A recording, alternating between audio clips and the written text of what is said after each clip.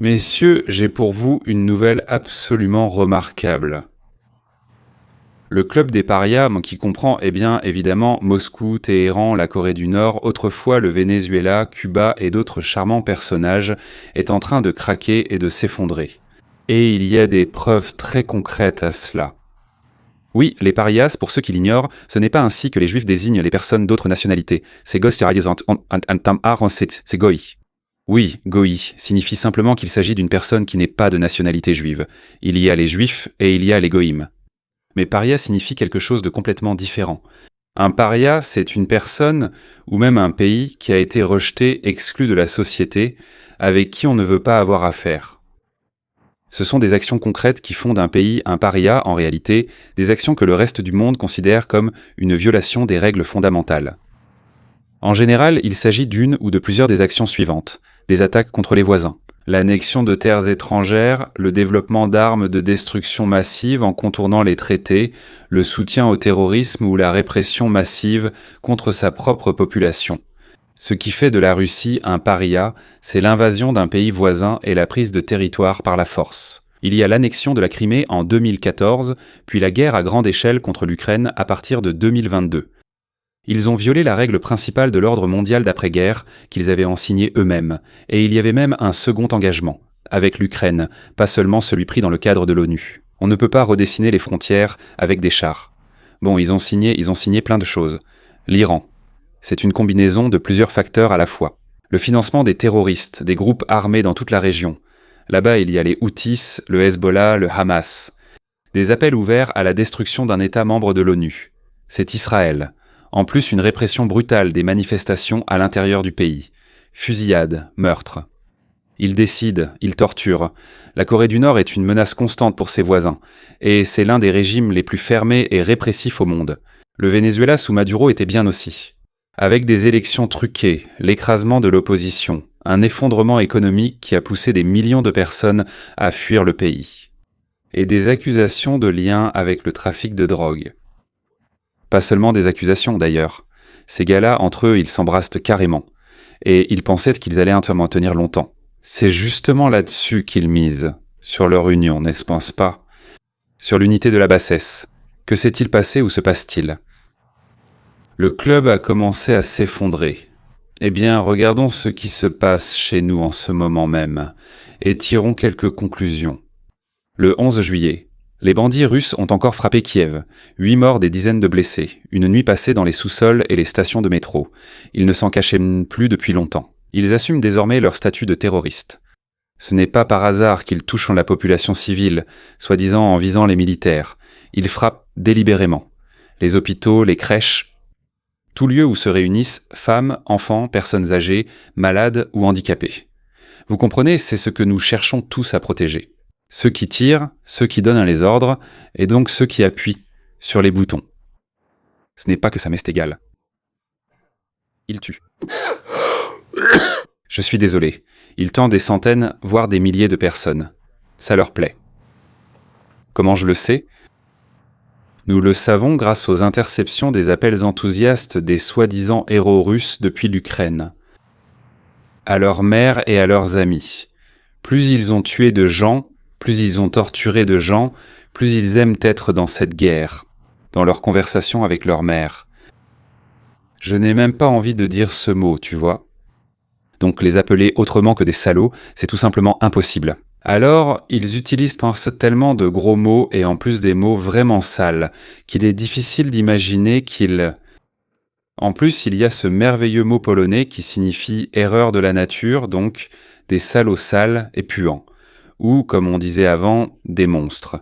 Il y avait aussi ce bon mot-là, monstre. Honnêtement, je croyais que seuls les criminels agissaient ainsi. Vous savez, ceux qui sont déjà tombés au plus bas, ceux à qui tout est égal, qui, comme on dit, ont tout bu, tout perdu, tout gâché, et ainsi de suite, n'est-ce pas? Seulement, voilà, des criminels. Mais donc, tout d'abord, ceux qui ont libéré ces criminels et les ont envoyés en Ukraine, ce sont aussi des criminels. Et les autres, vous savez, j'ai l'impression que pratiquement toute l'armée présente sur le territoire ukrainien, ce sont des salauds et des criminels. D'ailleurs, c'est l'un, l'autre ou les deux. On ne rencontre pas d'autres personnes. Soit ils ont toujours été des salauds et des criminels, soit ils le sont devenus après s'être abreuvés de sang. Cette guerre continue à travers les écrans. La suite, pour ainsi dire, ressemble à la continuation du même massacre que nous regardons depuis déjà 4 ans. La Russie frappe, l'Ukraine enterre. Mais si l'on détourne son attention des images de maisons en feu et que l'on regarde la carte, le budget, le globe, alors c'est un tout autre tableau qui se dessine, dans laquelle les vampires, ils ont enfin commencé à recevoir en retour le même carnage qu'ils faisaient en subir à l'Ukraine. Une situation qui n'existait pas depuis le printemps 2022. Depuis l'époque où les colonnes russes, sans atteindre Kiev, jetaient dans leurs armes, sautaient à dehors comme des Arabes, sortaient trop des chars, des véhicules, des blindés, et fuyaient vers chez eux. Enfin chez eux, en arrière. Ils fuyaient quelque part, en Biélorussie. Ainsi, pour la première fois depuis cet échec, la Russie s'est retrouvée en situation de défaite stratégique, dans cette position. Je dirais tout de suite, sur tous les fronts. Militaire, oui, économique, oui, et diplomatique aussi. Je vais expliquer pourquoi. Et c'est précisément à ce moment-là que Donald J. Trump, qui, pendant 1 an et demi jouait les médiateurs et gardait ses cartes, comme on dit, bien serrées contre sa poitrine, a commencé à les poser sur la table une à une. Et il s'est avéré qu'il les pose contre Moscou. Allons-y dans l'ordre. D'abord le front, parce que c'est précisément là que tout a commencé, en quelque sorte. Si le front avait été gagné, tout le reste n'aurait pas eu lieu. Gloire, comme on dit, honneur et gloire à ces Ukrainiens qui ont tenu bon et résisté. Le 8 juillet, un nouveau rapport militaire est sorti. Et les chiffres qu'il contient sont tels que la Russie, je ne sais pas, disons, devrait faire tout son possible pour ne pas les afficher à l'écran. Au cours des 6 premiers mois, depuis le 26 926, la Russie a capturé 622 km² de terres ukrainiennes. On peut dire, elle a capturé, n'est-ce pas ? La Russie, Mondi, qui a 10 fois plus de ressources, au moins 5 fois plus de population, en réalité ne peut avancer ni dans un sens ni dans l'autre. À titre de comparaison, c'est juste pour que vous compreniez. D'accord ? Pour la même période du 25 925 l'année dernière, 2190 km ont été capturés. Le rythme de l'offensive s'est effondré avec, combien avait-il ? Environ 17 km par jour. Jusqu'à Messieurs, avec toute leur puissance, ils avancent d'1 kilomètre par jour. Mais il est aussi important de parler du prix à payer. On dit qu'ils ne regardent pas à la dépense. Si les gars, ils la regardent. Leur capacité à en payer le prix n'est pas illimitée. Donc le prix pour chaque kilomètre est exorbitant. Pour le mois de juin, en 30 jours, l'armée russe a perdu environ 40 000 hommes tués et blessés. En 1 mois seulement. Vous comprenez qu'en 30 jours, ils ont perdu 40 000 hommes tués et blessés. Ils ont dû retirer 40 000 hommes du front. En général, pensez à ces chiffres. Et combien la Russie recrute-t-elle sous contrat ? Au mieux, 24. Ils écrivent 30 000, mais d'après toutes les rumeurs, c'est 24. C'est-à-dire que l'armée perd des hommes plus vite, même que leurs données officielles de Russie. Vous savez, messieurs, il faut les prendre comme il faut. Oui ? Bon, admettons, on va les croire une fois dans la vie. Ils recrutent 30 000, ils en perdent 40 000. L'armée perd des hommes plus vite qu'elle ne peut en recruter, alors qu'ils disent eux-mêmes avoir trop d'argent. Ce n'est pas une offensive, c'est une machine qui se dévore elle-même, juste pour avancer de quelques mètres. Et dans ce contexte, Donald James. Le 8 juillet, lors du sommet de l'OTAN à Ankara, il a fait ce que l'on attendait de lui. Certains avaient peur, d'autres. Premièrement, l'Alliance a officiellement promis à l'Ukraine, avec la permission et l'approbation de Trump, 70 milliards d'euros d'aide militaire pour l'année 26. Il reste encore 6 mois. Et l'Alliance a confirmé qu'elle en donnera au moins autant en 27. C'est juste qu'on a expliqué cela à Poutine. Les gars, c'est bon, ça suffit. Nous commençons à nous en occuper sérieusement. Deuxièmement, c'est peut-être plus important. Donald Trump a publiquement accepté d'accorder à l'Ukraine une licence pour produire elle-même le système Patriot. Cela signifie que, enfin, il sera possible d'intercepter les missiles balistiques russes. Autrement dit, il a dit ceci, nous leur donnerons le droit de fabriquer des Patriots. Nous allons leur montrer comment faire. Je pense qu'ils pourront les produire assez rapidement. Bon, donc, le journaliste est tout de suite un idiot. Il ne comprend rien. Assez rapidement, tu parles. Ça prendra au moins 2 ans. Et ainsi de suite, n'est-ce pas ? Maintenant, moi aussi, d'ailleurs, je me suis laissé prendre à la même chose. Donc oui, probablement 2 ans. Quelqu'un a dit 2 ans. Moi aussi, j'ai pris un air intelligent. J'ai dit d'un air intelligent, 2 ans. Et puis j'ai commencé à réfléchir.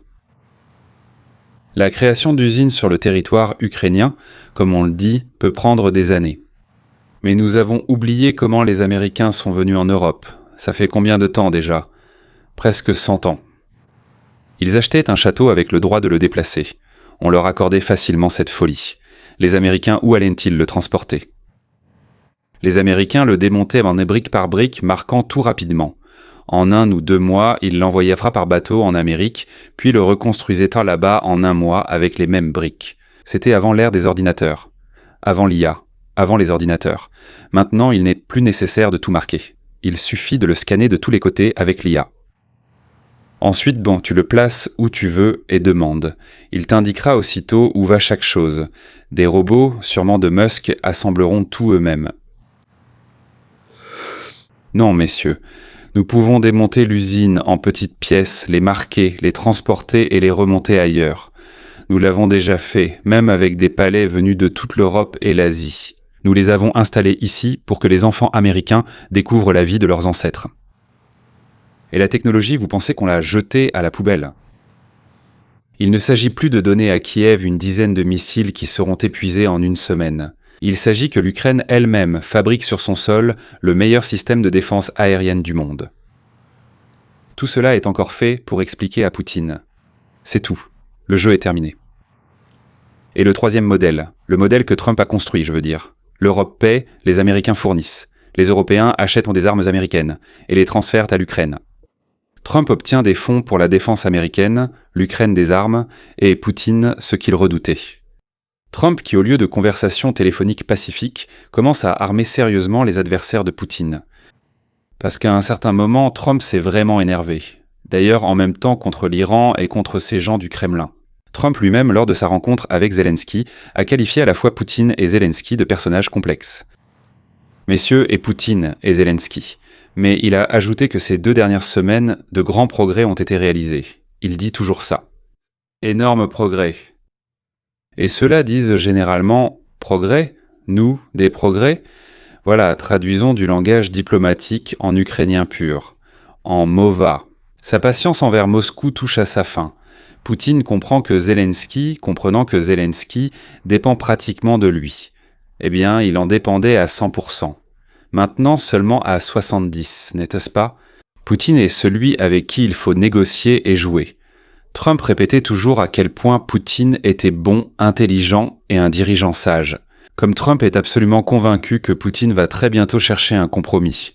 Ça n'a servi à rien du tout. Maintenant, parlons d'argent. Parce que la guerre ne se gagne pas seulement sur le front, mais aussi dans le budget. Et là, le Kremlin a un vrai problème avec son budget. Oui, avant il y avait la victoire, mais les 2 premières perles sont tombées. Il ne reste que le malheur. Les revenus du pétrole et du gaz. C'est environ 1/4 du trésor public russe. De janvier à mai 2026, ils ont chuté de 30%. 1/3 de l'argent du pétrole s'est évaporé. Pouf, disparu. Comme la femme de Lot. Ou même plus vite. La raison est double. D'un côté, les sanctions et les remises. Ce qui oblige la Russie à vendre son pétrole au rabais. D'un autre côté, les frappes ukrainiennes contre les raffineries de pétrole. Un paradoxe survient ici, qu'il faut expliquer lentement aux spectateurs, mesdames et messieurs. Mais il semblerait que la guerre au Moyen-Orient ait fait grimper les prix mondiaux du pétrole. La Russie devrait en profiter. Mais elle ne le peut pas. C'est-à-dire si elle l'a, mais ne peut pas en profiter. Parce que ses propres raffineries le brûlent. Et le pétrole qu'il raffinait autrefois en essence ne se transforme plus en carburant. Il y a une pénurie d'essence dans le pays. Vous pouvez imaginer ça ? La Russie connaît une pénurie d'essence. Dans les stations-service régionales, il y a des files et des restrictions. Le vice-premier ministre Novak a publiquement admis qu'il faudrait du temps pour équilibrer le marché. Qu'est-ce que cela signifie ? Il faudra du temps pour équilibrer le marché. D'accord. En d'autres termes, ils ne peuvent pas l'équilibrer ? Pas du tout. Sinon, on leur aurait dit « avant-hier ou après-demain, tout ira bien ». Réfléchissez-y. Un pays qui pompe du pétrole à flot fait la queue pour de l'essence. Eh bien, qu'est-ce que l'inquiétude à Moscou ? Voilà ce qu'est l'inquiétude à Moscou. Ce ne sont plus les paroles des analystes. C'est un aveu des responsables russes. Tandis que le Kremlin gère ses crises internes, ce que Moscou a mis des années à bâtir à l'étranger s'effondre. Un réseau d'alliés. Commençons par l'Iran.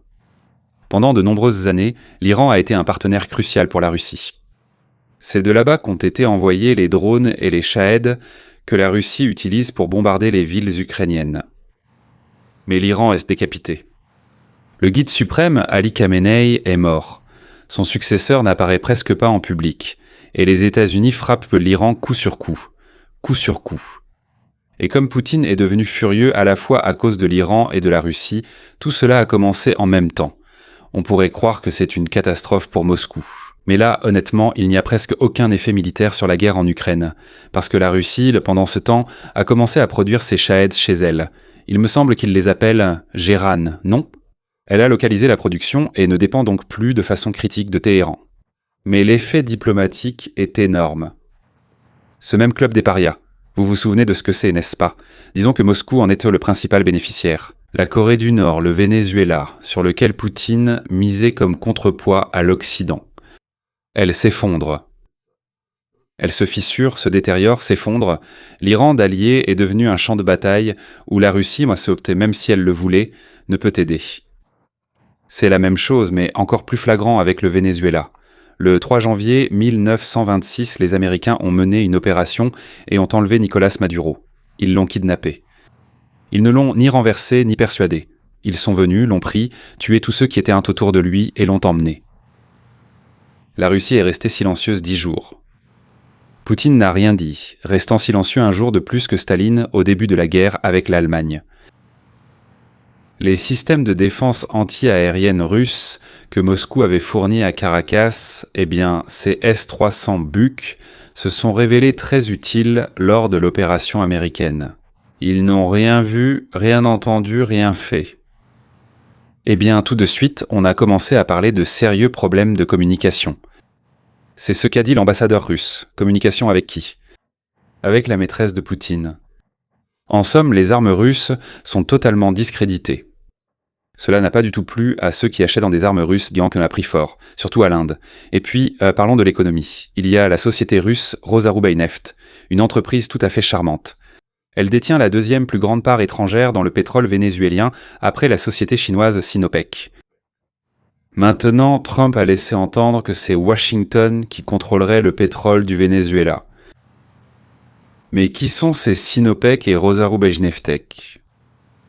Après le départ de Maduro, le Venezuela a augmenté sa production pétrolière, ajoutant du pétrole sur le marché mondial, ce qui fait baisser les prix. Précisément au moment où la Russie a besoin de ce prix comme de l'air. Un autre allié est perdu. Une autre source de revenus est remise en question. Et il ne reste plus qu'une seule carte dans les mains du Kremlin. L'Empire du Milieu. Ici, pour Moscou, ça tient encore pour l'instant. Les échanges commerciaux entre la Russie et la Chine au premier semestre 26 a, je crois, augmenté de 25%. Pékin reste le principal acheteur du pétrole russe, le principal fournisseur de tout. Des machines-outils aux microcircuits. Des cuillères et des fourchettes jusqu'aux vélos et aux voitures. La principale source de financement, la principale fenêtre sur le monde. Poutine rend visite à Xi. S'il parle de stabilité stratégique, d'approfondissement des liens, bon, appelons les choses par leur nom, comme on dit, appelons un chat un chat. Ce n'est plus un partenariat d'égal à égal. Quand l'Iran est tombé, le Venezuela est perdu et le budget a pris l'eau. La Chine reste non pas un allié, mais une bouée de sauvetage. Et la seule bouée de sauvetage. Et celui qui s'accroche à la seule bouée de sauvetage ne dicte pas les conditions. Il les accepte. Il peut aussi refuser et couler. Cette option existe, personne ne vous y oblige. Ainsi, la Russie devient le partenaire junior de Pékin. Dépendant. À tel point que tout refroidissement à Pékin sera pour Moscou plus effrayant, je ne sais pas, qu'une attaque contre l'ATO. Sur la Sibérie. Mettons tout ensemble. Le front est bloqué et s'étouffe. Il s'étouffe avec du sang et de la sueur. Le budget perd un tiers des revenus pétroliers, et dans le pays, on fait la queue pour l'essence. L'Iran est hors jeu. Maduro est en prison américaine. Il a eu plus de chance que tous les autres. L'axe des parias s'effondre. Et il ne reste qu'un seul pays comme soutien, qui regarde la Russie de haut. Il n'y a aucun amour là-bas, messieurs. Les Chinois pensent toujours qu'Ermak et la Russie leur ont arraché un gros morceau de leurs terres ancestrales, vraiment ancestrales. Et sur les cartes que les écoliers chinois étudient, ces terres sont indiquées comme des terres chinoises temporairement occupées. C'est-à-dire que le gouvernement chinois actuel, passé et probablement futur, a une certaine idée des terres qu'il aimerait encore rattacher à la Chine. Et c'est précisément maintenant, ayant senti une faiblesse, que Donald Trump a cessé de faire semblant d'être neutre, et il a commencé à armer sérieusement l'Ukraine. Des systèmes patriotes avec 70 milliards d'euros européens. Voici la principale question que je veux vous laisser aujourd'hui. Est-ce un tournant ? Ou est-ce une pause avant que le Kremlin acculé n'annonce une nouvelle mobilisation et ne tente le tout pour le tout ? Qu'il commence à faire quelque chose comme un vendredi décisif ? Faire peur avec des armes nucléaires ou autre chose ? L'histoire nous enseigne que les régimes qui n'ont plus rien à perdre sur le front extérieur deviennent particulièrement dangereux. Mais l'histoire nous enseigne aussi autre chose. Les empires ne s'effondrent pas en un seul jour. Mais ils s'effondrent lentement, silencieusement, morceau par morceau. Alors que ni les habitants de ce pays impérial, ni ceux qui y vivent, ne comprennent encore que l'irréversible a commencé. Comme en URSS, n'est-ce pas ? Vous vous souvenez à quelle vitesse folle cela s'est effondré pour nous, mais en réalité ça pourrissait depuis longtemps. Et nous, vous et moi, Dieu merci. Nous observons cela de loin. Quelle chance nous avons eue. Quelle chance incroyable nous avons eue. Et je veux tout de suite ajouter, c'est très mauvais. J'observe cela avec une jubilation malveillante. Voilà. Ce n'est pas bien de le dire, mais je ne peux rien y faire. J'en tire du plaisir. Écrivez dans les commentaires ce que vous en pensez. Un tournant ou le calme avant la tempête. Qu'est-ce que c'est ? Abonnez-vous d'ailleurs pour ne rien manquer. Oui, absolument.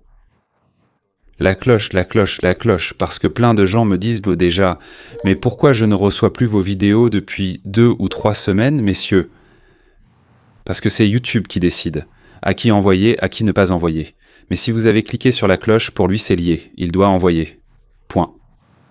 Voilà. Donc honnêtement, si vous voulez écouter, cliquez sur cette cloche. Et, mettez au moins quelques likes. Et écrivez quelques commentaires aussi. Alors YouTube saura exactement que vous aimez ça, que vous voulez participer. Et il vous le montrera. Si vous ne voulez pas ou n'aimez pas, alors ne faites rien de tout cela. Voilà. C'est tout. Au revoir, à la prochaine.